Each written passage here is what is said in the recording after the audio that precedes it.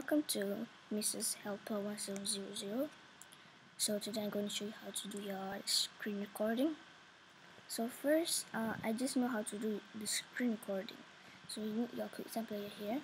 So you press your QuickTime Player. You need the version 10.1, and any version will do. And you go to your file, new screen recording. For example, this is the screen recording, the audio. So it'll be like this. So when you press the arrow here, you put if you want any sound, if you want to put it in YouTube or anything, it's built-in input.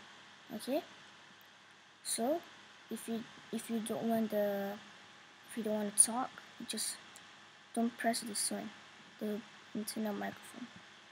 So when you want to record, just press this red button, and when you're finished, just press it again.